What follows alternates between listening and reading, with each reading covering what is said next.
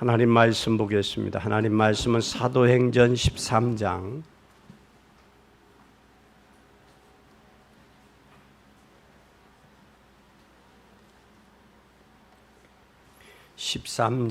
14절부터 30절까지 보겠습니다.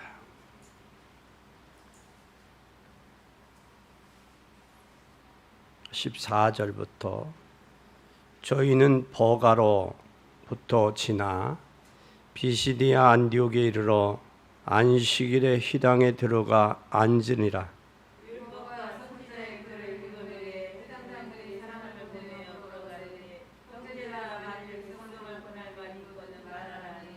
바울이 일어나 손짓하며 말하되 이스라엘 사람과 및 하나님을 경외하는 사람들아 들으라.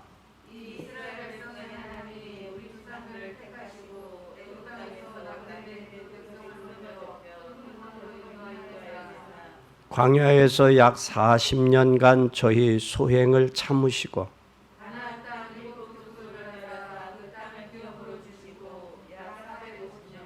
그 후에 선지자 사무엘 때까지 사사를 주셨더니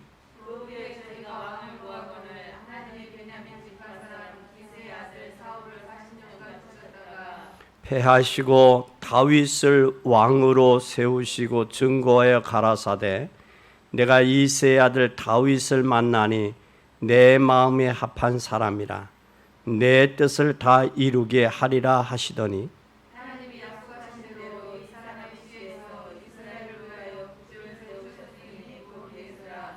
그 오시는 앞에 요한이 먼저 회개의 세례를 이스라엘 모든 백성에게 전파하니라.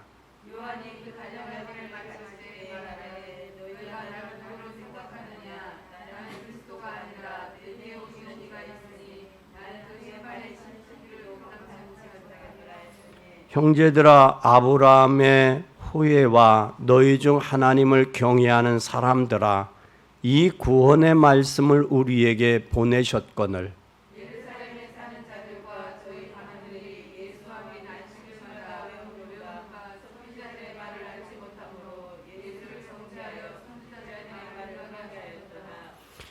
만일 죄를 하나도 찾지 못하였으나 빌라도에게 죽여달라 하였으니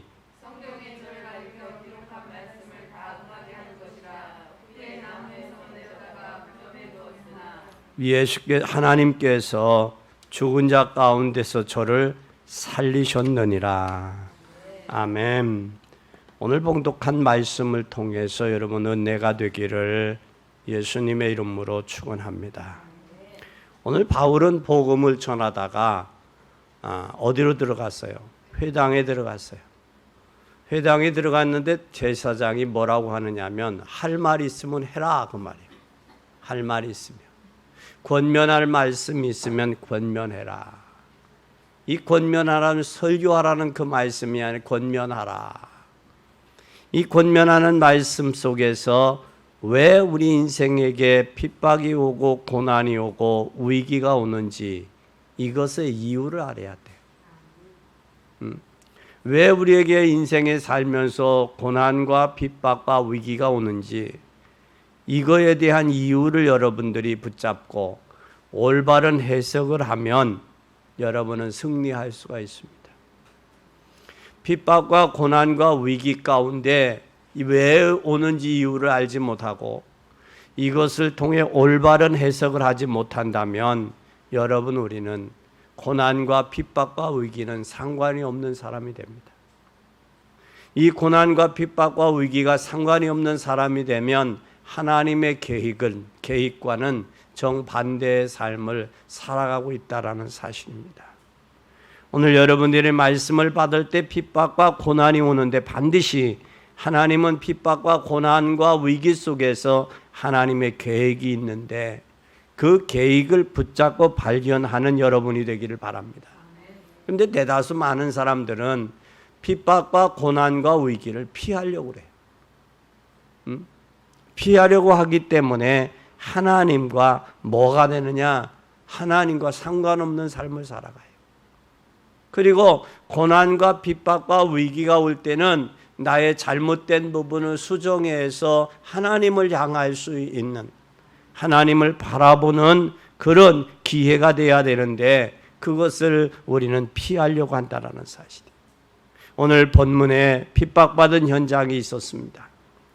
초대교회는 당시에 유명한 지도자 가말리아라는 그런 지도자가 있어요. 율법학자가 있었어요. 이 율법학자가 바로 누구냐?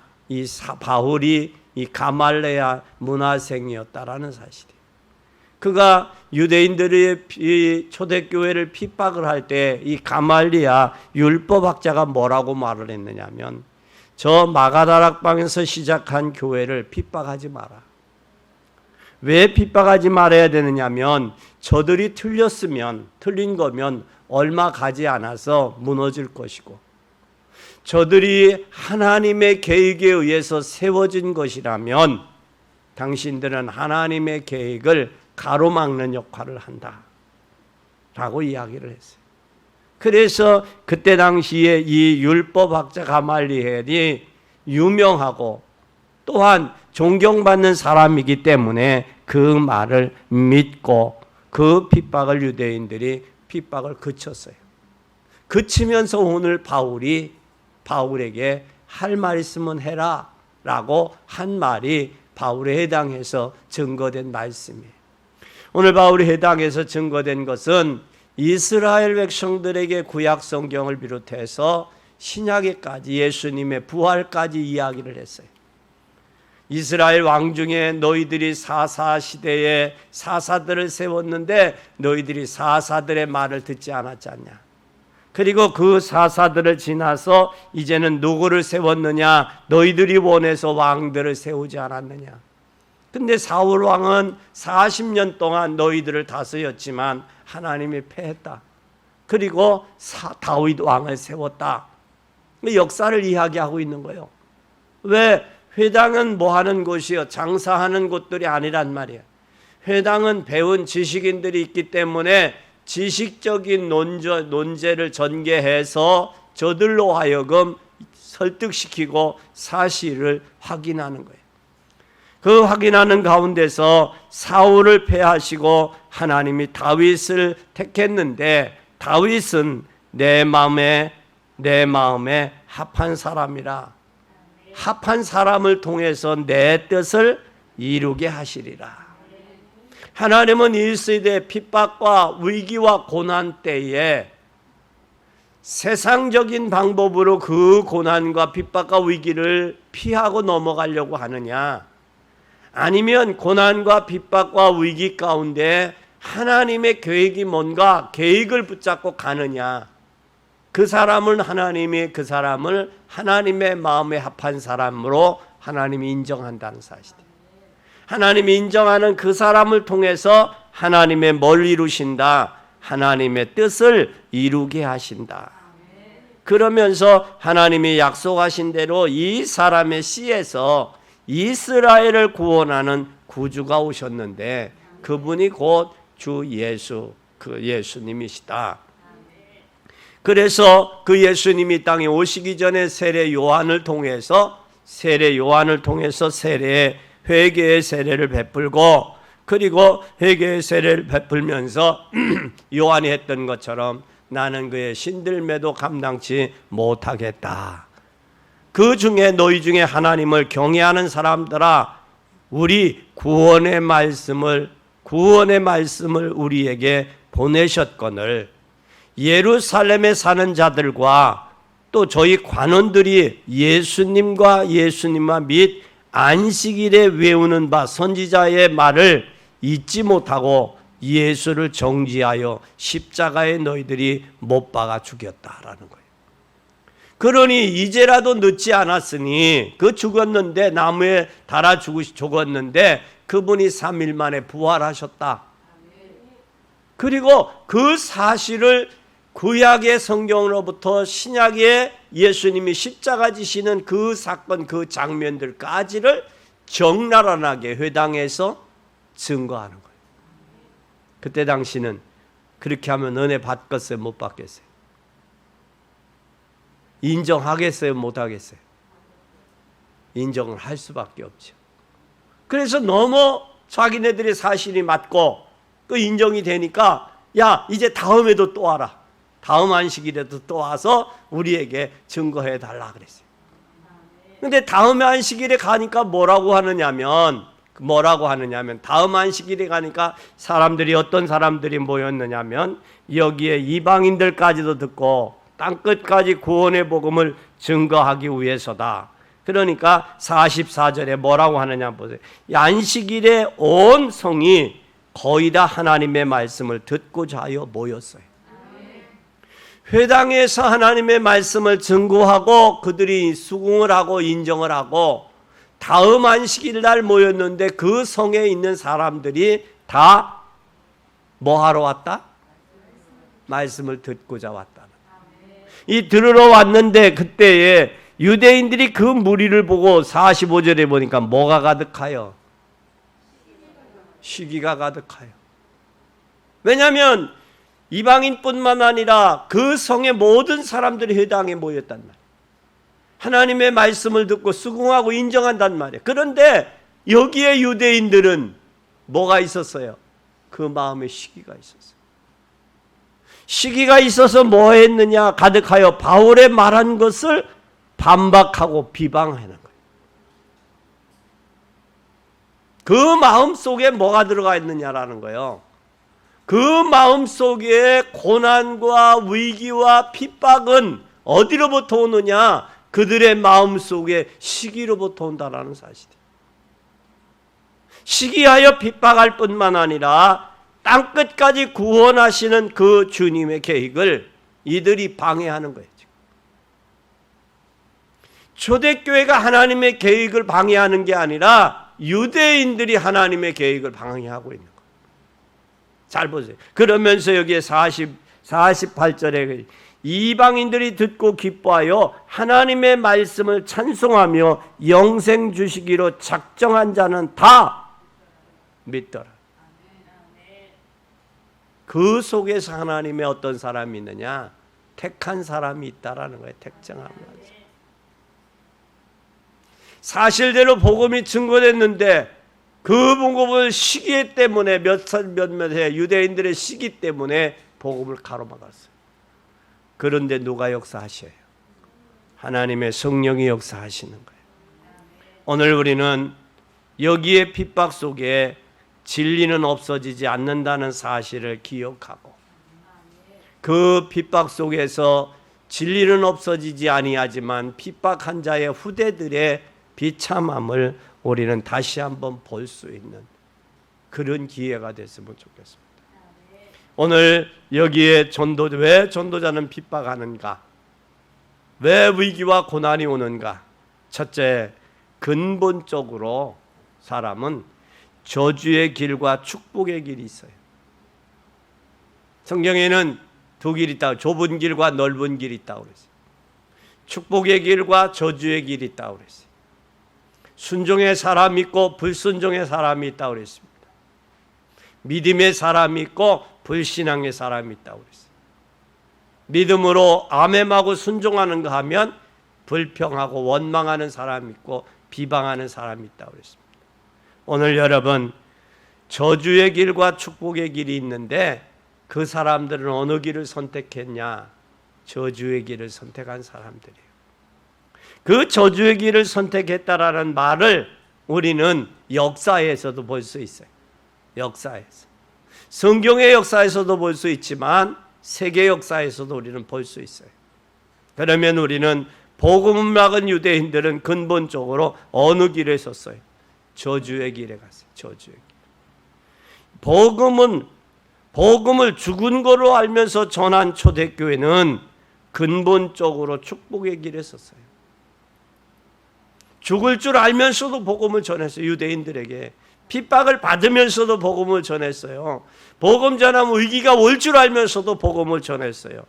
그러나 핍박을 받은 것이 중요한 게 아니라 그 고난과 위기와 핍박 속에 축복의 길에 서느냐 저주의 길에 서느냐 육신의 길에 서느냐 믿음의 길을 가느냐 하나님의 은혜로 가느냐, 세상적인 것 찾아가느냐, 두 가지로 나누어진다라는 사실을 기억하시기를 바랍니다. 또 뿐만 아니라 여기에 바울은 회당장에게 한 말이 아주 중요해요.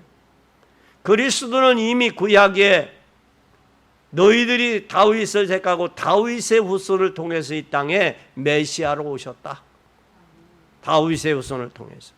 그리고 그분이 이 땅에 오셔서 성경에 예언됐던 것을 성취했다. 성취했다. 그 성취하셨을 뿐만 아니라 그 성취된 그분의 말씀이 성취됐고 성취된 그 말씀의 그분의 나는 증인이다. 그러면 핍박을 받고 고난받고 어려움이 위기가 오는 게 중요한 게 아니라 그분의 예언했던 그 말씀이 성취됐고 성취된 그분의 그 말씀에 나는 증인이다. 증인이다. 어린 여러분, 지금 세상은 힘들고 어렵습니다. 또 고난의 때입니다. 앞뒤를 들어봐도 시원함이 없습니다. 이때에 여러분 주님 바라보시길 바랍니다. 핍박과 고난과 위기가 중요한 게 아니라 그때에 내가 어디에 편에 서느냐, 복음 편에 서는 거예요. 하나님의 말씀 편에 서시기를 바랍니다. 그리고 그분의 말씀이 성취하신 그분의 증인 되시기를 바랍니다. 그렇게 한 지 30년에 안 가서 유대인의 성전이 어떻게 됐어요? AD 70년에 로마 디도 장군을 통해서. 지금 사도 바울이 회개하고 돌아온 지가 얼마예요? 62년으로 본단 말이에요. 62년 경우. 이때에 AD 불과 몇 년 안 돼서 지금 뭐가 하고 있어요?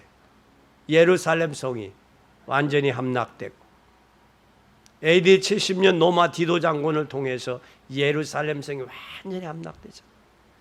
예수님이 십자가에 못 박혀 달려 돌아가신 후에 잘 보세요. 예수님이 이 땅에 오시면서 석이 AD와 BC로 나눠졌어요. 그럼 예수님이 이 땅에 몇 년 사셨어요? 33년. 33년 사시고 십자가 지시고 부활하셨어요. 그러면 AD 70년이면 몇 년 후요? 불과 40년도 안 돼서 37년. 37년이면 몇 세대예요? 한 세대. 30년 앞도 내다보지 못하고 사는 인생이요. 그걸 내다봤으면 예수님을 핍박할 이유가 없죠. 저주의 그 미래를 생각한다면 저주의 길에 선택할 이유가 없죠. 핍박과 고난과 위기가 와도 미래가 보인다면, 미래를 안다면 우리는 하나님 앞에 축복의 길을 선택하고 믿음의 길을 선택하죠. 그것뿐만 아니라 이들은 이 와중에도 이들이 얼마나 했어요? 23개국에 흩어졌어요. 유대인들이 23개국에 흩어져서 얼마나 그들은 비참한 고난을 당했는지 몰라요. 심지어 그들은 안식일을 지킨다고 해서 안식일 날 그들에게 포로로 잡혀간 그 나라에서 뭐 했느냐? 거리 제한을 두고 너희들 시간을 두고 너희 그 거리 갔다가 돌아오지 못하면 죽인다라고. 또 그런 저기도 하고 또 안식일을 먹지 않으니까 뭐로 했어요? 먹지 않으니까 너희들 치아를 놀려야 된다고 이빨로 뭐를 저기 하게 했어요. 잡초를 제거하게 한 거예요. 잡초를. 또 그뿐만 아니라 독일의 히틀러를 통해서 얼마나 죽었죠? 600만이 죽은 거 아니에요? 600만이. 여러분 얼마나 비참한 일을 당해요. 그들이 복음 전해준 걸 복음을 듣고 그 율법에 의한 시기와 질투로 그들을 핍박하지 아니했더라면 이 엄청난 결과는 이 고난은 면했을 것을. 그리고 예수님을 십자가에 못 박으면서 죄 없음을 정했음에도 불구하고 빌라도에게 뭐 해달라고 그랬어요? 예수님을 십자가에 못 박아달라고 뭐를 했어요? 이들이 소원했단 말이야. 그 죄의 대가를 나는 무죄하니 너희들이 당하라. 우리가 당하겠다라고 해서 그의 후손들이 그 비참한 일을 당하고, 여러분의 행동, 여러분의 믿음의 선택, 여러분의 고난과 위기와 핍박 속에서 여러분의 선택이 여러분의 후손과 연관된다는 사실을 기억하고 믿는 복된 여러분이 되기를 바랍니다. 그래서 그 중에도 복음 전하는 사람은 점점 확장돼서 마게도냐와 아가야를 넘어 안디옥, 더 나아가 데살로니가, 고린도, 더 나가서 전 세계 로마까지 복음이 확산됐어요. 핍박과 고난과 위기 중에도 복음은 증거되게 되어 있다. 그렇다면 우리는 핍박과 고난과 위기 속에서 뭐를 선택해야 되느냐? 복음을 선택하고 하나님의 성령의 인도받는 복된 여러분이 되기를 예수님의 이름으로 간절히 축원합니다. 두 번째, 이 핍박은 언제까지 계속돼요? 언제까지 계속되겠어요? 예? 세상 끝날까지, 다시 말하면 종말까지, 아니 우리가 이 세상 떠나는 그날까지 핍박은 계속된다고요. 그러면 이 핍박이 올 때 핍박받는 자가 핍박받는 자를 통해서 참 하나님의 사람이냐 세상 사람이냐를 구분하는 거예요. 여러분, 하나님의 사람이라면 핍박 속에도 감사할 수 있어야 돼요. 또 핍박과 고난과 위기 속에도 감사할 수 있어야 돼요. 왜? 하나님이 살아계시기 때문에. 지금 여러분, 교회들이 얼마나 위기 가운데 있고 세상으로 하여금 얼마나 지탄의 대상이 되고 있습니까? 이런 때도 여러분, 핍박과 고난과 위기 가운데 그때의 참 믿음을 확인할 수 있다라는 사실이에요. 여러분, 선장은 평상시 이는 선장의 기술과 능력을 모릅니다. 그러나 풍랑이 오면 그때의 배의 선장은 그때 그의 능력을 발휘할 수 있는 거예요. 진정한 핍박은, 성도는 이 핍박과 고난과 위기가 올 때 그때 그 사람의 믿음을 볼 수 있는 거예요. 믿음을 볼 수 있는 거예요. 이 핍박과 고난과 위기가 없다면 그 사람의 믿음을 알 수가 없어요. 사람이 좋을 때, 부부간에도 좋을 때는 얼마든지 잘할 수 있어요. 그러나 한 사람이 아프다거나 한 사람이 고난이 왔다, 그러면 그때 그 가장의 면모를, 진면모를 볼 수 있는 거예요. 마찬가지듯이 자식들도, 자녀들도 부모가 힘들고 어려울 때 자녀들이 묵묵히 뒤에서 기도해주고 묵묵히 뒤에서 뒷받침해주고 힘이 돼주는 게 자녀의 도리예요. 근데 이 자녀가 자기 생각대로, 자기 방법대로, 이건 아니란 말이에요. 그래서 진정한 우리의 믿음은 핍박과 고난과 위기가 왔을 때 진정한 어느 편에 서느냐, 하나님의 마음에 합한 자가 되어지느냐, 아니면 하나님의 마음에 합하지 않는 자가 되느냐, 구분이 핍박과 고난과 위기란 말이에요. 그때 이 하나님에게 합한 자가 될 때에 다윗이, 내가 다윗을 만나니 내 마음에 합한 자라, 내가 저 다윗을 통해서 나의 뜻을 이루리라, 성취하는 거예요.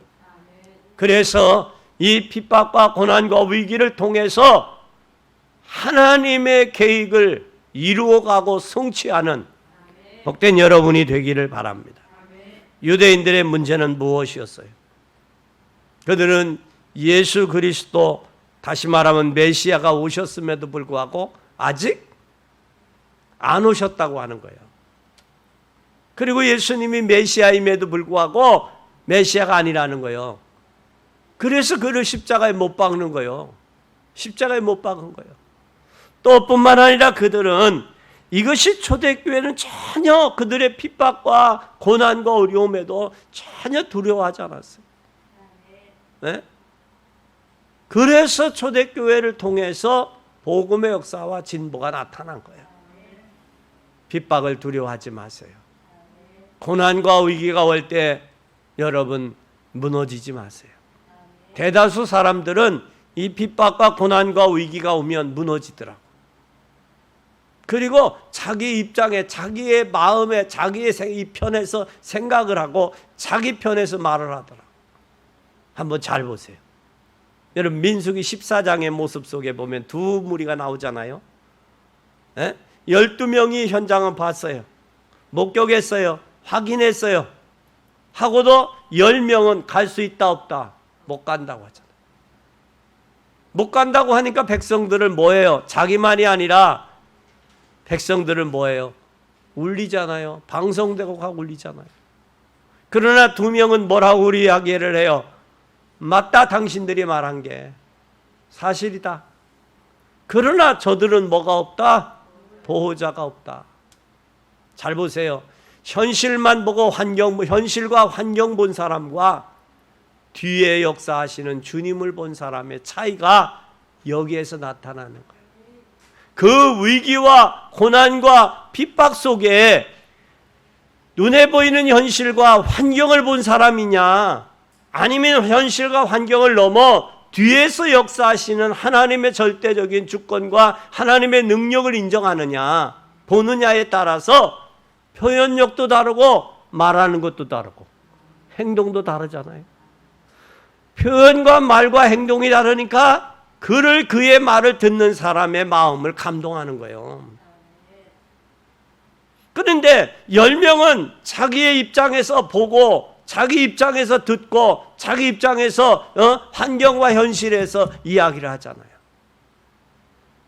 우리는 도저히 우리의 현실과 환경은 불가능합니다. 거기에서 하나님이 노바디에서 에브리바디로 전환할 수 있는 힘이 누구로부터 와요? 하나님으로부터. 그것을 인정하느냐 안 하느냐가 우리의 신앙적인 핍박과 고난과 위기 가운데서도 이길 수 있느냐, 넘을 수 있느냐, 못 넘느냐에 거기에 있는 거예요. 대다수 핍박과 고난과 위기 가운데 봉착이 되면 사람들이 좌절하고 절망하고 낙심합니다. 그러나 뒤에 불가능하거나 가능한 것으로 볼 수 있는 사람은 핍박과 고난과 위기가 기회예요. 하나님이 역사하실 수 있는 기회예요. 내 믿음을 점검할 수 있는 기회예요. 하나님이 역사하셔야만 된다라는 사실을 기도하면서 묵묵히 기다릴 줄 아는 거예요. 그뿐만 아니라 세 번째는 하나님과 방향을 맞춘 핍박은 영원히 뭐와 연결돼요? 응답과 연결되는 거예요. 고난과 핍박과 위기가 왔을 때 내가 하나님과 방향을 맞추느냐 세상과 방향을 맞추느냐예요. 내가 어느 편에 설 것이냐, 하나님의 말씀 편에 서서 쓸 것이냐, 하나님의 은혜 기도와 말씀 사문을 속에 오늘의 말씀, 오늘의 기도, 오늘의 현장을 보고 하나님의 말씀을 볼 것이냐, 아니면 내 형편과 처지를 말씀을 볼 것이냐, 거기에 따라서 그릇도 다르고 응답도 다르고 역사도 다르게 돼 있어요. 근데 하나님의 계획 속에 계획을 보고 하나님의 절대 주권 속에 있는 사람은 응답이 안 와도 흔들릴 이유가 없어요. 왜 그래요? 하나님의 오직 유일성 재창조가 보이기 때문에 하나님의 해 가시는 것을 보기 때문에 절대 흔들리거나 동요되거나 낙심하지 않습니다. 근데 사람들이 이 부분을 못 보고 그 고난과 어려움이 거기에서 무너지는 거예요. 거기에 낙심하는 거예요. 그것이 오늘 사람의 마음이 얼마나 간사해요. 저들이 하나님의 말씀을 들으려고 그 회당에 전체가 모였어요. 그 성 사람들이 전부가. 근데 자기네들이 시기한 마음 때문에 인간의 얄팍한 수단과 생각 때문에 저들이 복음을 가로막고 심지어 바울과 바나바를 핍박하게 되는 이유가 여기에 오는 거예요. 그래서 이들은 바울과 바나바는 뭘 했어요? 사도행전 13장 2절에 보니까 뭐 할 줄 알고, 그런 앞으로의 가면서의 고난과 어려움이 올 줄 알고 하나님의 성령 인도받기 위해서 금식하며 기도했던 거예요. 그러면 이 핍박과 고난과 위기는 뭐가 역사하셔야 될 기회예요? 성령이 역사하실 기회예요. 그러면 그때에 우리는 낙심과 좌절할 것이 아니라 하나님의 말씀 붙들고 기도하고 현장에 방황하고 죽어가는 저들을 볼 수 있는 그런 여러분이 돼야 돼요. 그런 여러분. 그러면 흔들릴 이유가 없죠. 산에서 방주를 짓던 노아는 지금도 노아가 응답이 되고 있죠. 사람들은 당대 얼마나 비웃고 조롱했어요. 그러나 노아는 응답이 지금도 되고 있어요. 근데 하나님과 뭐가 있었어요? 노아는 이면 계약이 있었어요. 네가 방주를 왜 줘야 되느냐? 너를 위해서, 내 자녀들을 위해서, 생명을 위해서 방주를 줘야 된다. 이면 계약이 있어요. 왜 우리가 복음 운동해야 돼요? 왜 핍박과 고난과 어려움이 와도 하나님을 향해 가야 돼요? 하나님의 이면 계약이 발견되면 흔들리거나 낙심할 이유가 없어요. 또 뿐만 아니라 렘넌트들을 7명 자세히 보세요. 요셉 보세요. 요셉 한 사람은 한번 잘 보세요. 요셉이 형들에게 팔렸습니다. 팔리기 전에 형들이 웅덩이에 빠뜨렸어요. 근데 웅덩이에 빠뜨린 자국, 그 웅덩이가 물이 없는 웅덩이에요. 그리고 형들에게 팔렸습니다. 팔려서 보디발의 집에 갔고 보디발의 집에서 하나님이 형통한 자가 되어 있으니까, 여러분 가장 중요한 것은 핍박과 고난과 위기가 중요한 게 아니라 그런 속에서도 하나님과 나와 형통하는 비밀이 있냐, 이면 계약이 있냐, 그게 중요한 거예요. 그때 내가 이면 계약이 있고 형통한 자가 되어지니까 만나는 이로 하여금 뭐가 하나님의 역사를 나타내잖아요. 하나님이 하셨다. 그러면 그쯤 되면 하나님이 요셉의 생애를 이끌어 가시잖아요. 여러분, 이게 하나님의 역사가 아니면 어떻게 종이, 노예가 이 로마의 총리가 될 수 있느냐고, 애굽에. 이건 절대적인 하나님의, 아무리 사람이 날고 뛰고 기어도 도저히 불가능한 일이에요. 하나님을 높이니 하나님이 요셉을 뭐 했어요? 높였어요.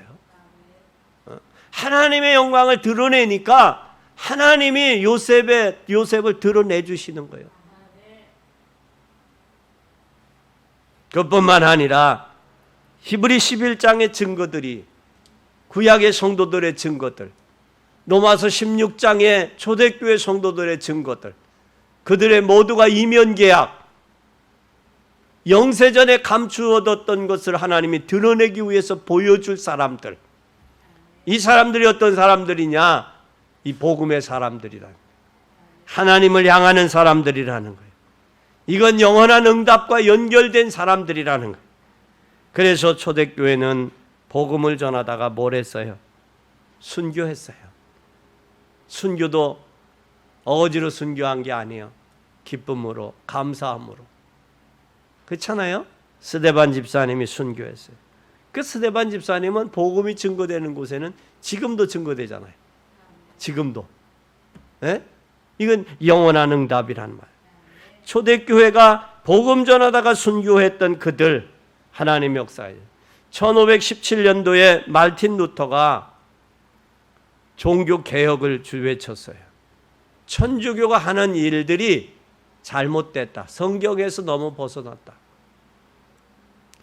종교개혁을 하는데 이때 대체를 통해서 95개 조항을 걸고 성경에서 빗나간 것을 95가지나 지적을 했어요. 지적을 할 때 이 천주교가 이 말틴 루터를 죽이려고 여러분 얼마나 몸부림쳤어요. 에? 그런데 이 말틴 루터가 나중에 주변에서의 핍박은 이길 수 있었어요. 근데 자기 자신에게 오는 핍박, 자기 내부에서 오는 핍박은 힘들었어요. 그래서 하루는 낙심하고 있었을 때 부인이 뭐라고 그랬어요? 여보, 하나님 상복을 입고 고걸 했어요. 하루는. 그 왜 그러느냐? 죽었다는 거예요. 누가 죽었냐? 하나님이 돌아가셨다는 거예요. 이때 루터가 충격을 받아요. 뭐? 하나님이 돌아가시다니.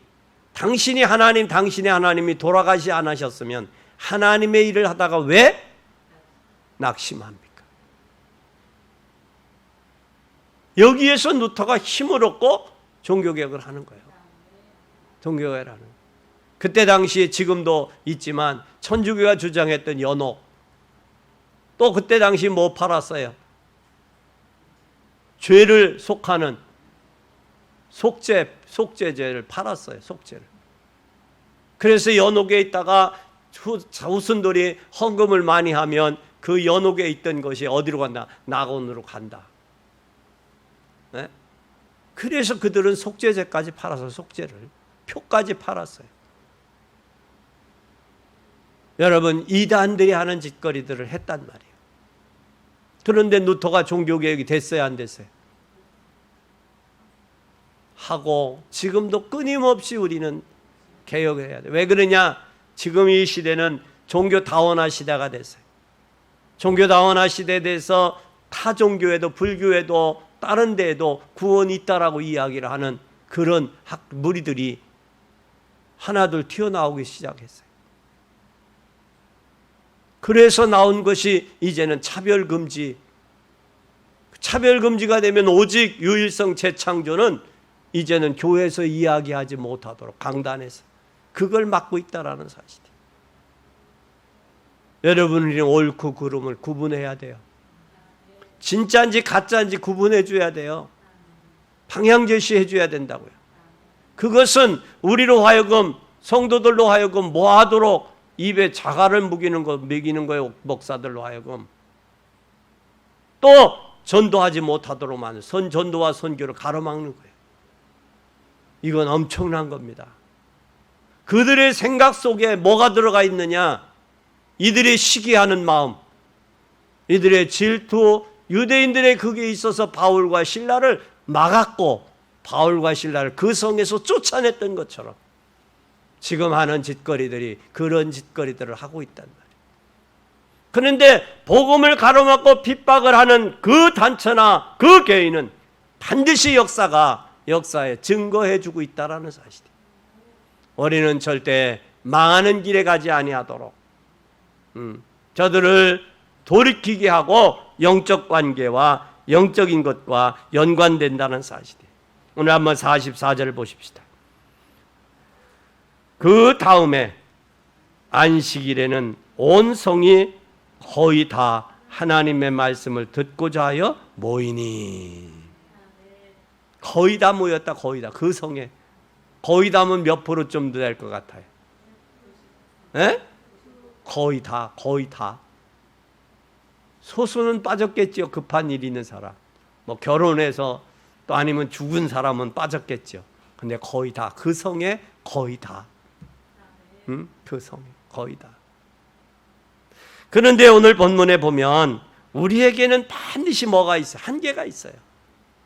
성령이 역사하면 한계를 넘어설 수 있는 거예요. 우리의 부족함, 우리의 무능함, 우리의 부족함, 우리의 현실의 한계를 성령 충만해서 넘어설 수 있기를 바랍니다. 성령 충만하면 여러분이 무더운 것도 현재 당면된 재앙의 문제도 고난도 넘어설 수가 있어요. 또 여러분의 가정의 문제도 자녀의 문제도 여러분 넘어설 수 있습니다. 우리의 한계를 넘어설 수 있는 여러분이 되기를 바랍니다. 그래서 하나님께서 여러분에게 약속하시기를 무한한 능력 받으라. 그 무한한 능력이 성령 충만 받으라고 약속하셨어요. 예루살렘을 떠나지 말고 아버지의 약속하신 것을 기다리라. 이 성령의 충만 약속하신 것을 기다린 이들은 갈보리 산의 언약, 감람산의 언약, 마가다락방의 언약을 아는 사람들이요. 그 사람들이 모여서 사도행전 1장 14절에 전혀 기도에 뭐 했다? 힘썼다. 그때 사도행전 2장의 역사가 나타나는 거예요. 예? 그리고 저들이 5명의 선교사들이, 파송된 선교사들이 성령 인도 받기 위해서 금식하고 성령 인도 받기 위해서 한 거예요.